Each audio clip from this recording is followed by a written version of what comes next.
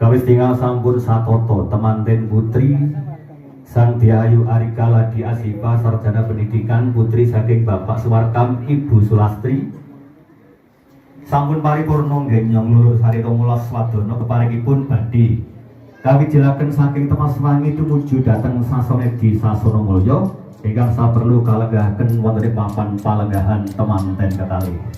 Ugi kadang cucuk lagu Mas Yogi kalian Mbak Sia ugi sampun samapta ingkang minangka cucuk ing lampah temanten putri tumuju dhateng Sasonedi Sasana Mulya.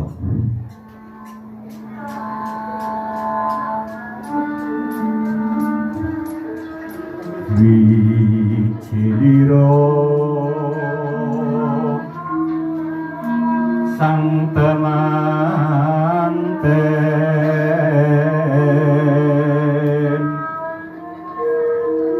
putri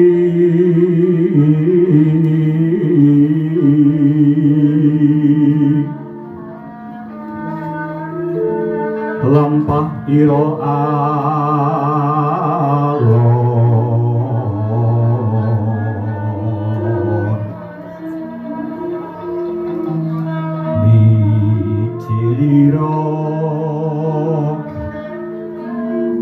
sang temanten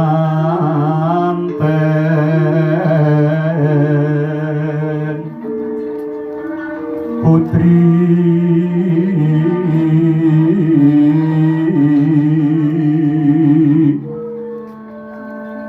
lampah ira alon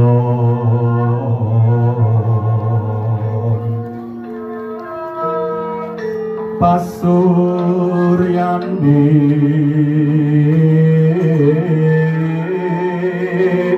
sumunar hangangung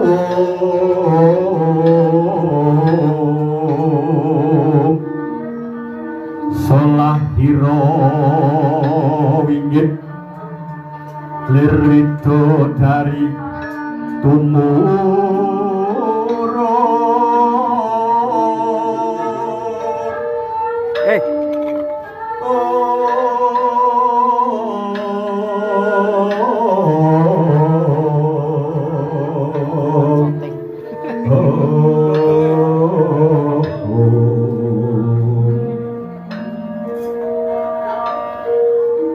hanyebar kang puspita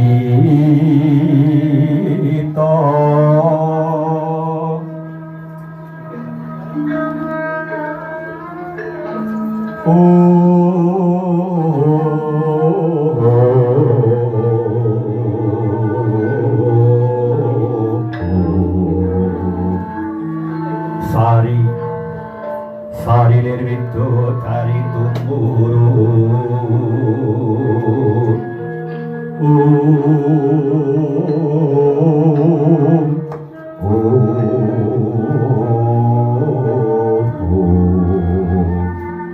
Wijil temanten putri saking Tepaswangi kinurmatan ketawang wijil wigaring tias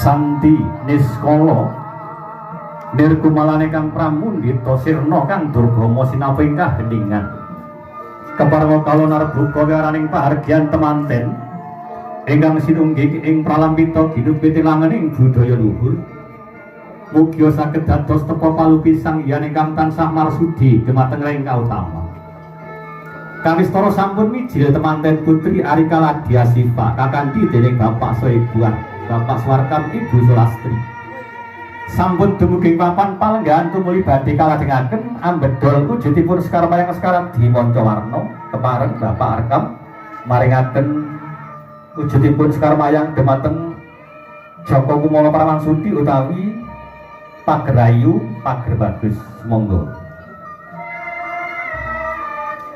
Kembar mayang kang pindhanipun wit apurwa sawiji, wit bawane pangkiblat papat, jangkeping panggihipun temanten kekalih. Godhong mega rumembe asrat bulan udan, oyote bayu bojro. Sang Joko Kumara prawan Sunde kang sampun nampi wujudipun kembar mayang minangka tandha mbok bilih temanten kekalih badhe kapanggihaken handut luhuring budaya. Sasampunipun katampi kepareng ingkang asta kembar mayang kakung.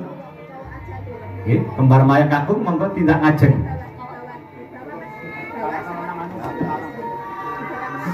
Bangun di atas. Terus ada pesan ke mantan cowok ya. Sejajar, sejajar. Sejajar bareng. Ya. Jumangkang lumaksana Joko Kumara kang sampun kepareng hangasta wujudipun kembar mayang tumuju dhateng temanten kakung Bagus Wildan Novriawan ingkang sampun sawetawis dangu nyarantos wonten ing Wisma Palerman. Sedalu natas ngenyong meninta dhateng kanugrahaning Gusti ya sing ngecet Lombok. Salat tahajud nutupi babahan nawasa ingkang pinandhang amung pucai Gunung Duksina kinemat temuting waldaya bebasan jagat bisore negem saprica ginukut gedene. Nanging sanes jagat ingkang gumelampun jagat temanten kakung pribadi tanggaping sasmita. Bapak Swarkamsa Ibu Sulastri tumulih nganti ingkang putri tumuju ing saksana pinanci nenggih saksananing panggih. Nolak endahe dening budaya caranipun para raja para leluhur ing tanah Jawi. Ing pangajap ngalap berkahipun mugi putra temanten nggih mangun bebrayan ing mangke. Saged binerkahan dening Gusti Sang Hyang Maha Agung. Sampun katata dening janipun Ibu Juru Pangrengga Busana. Sasana panggih temanten utawi saksana pinanci jumangkala maksana Bapak Swarkamsa Ibu tumuju ing sasana panggih temanten.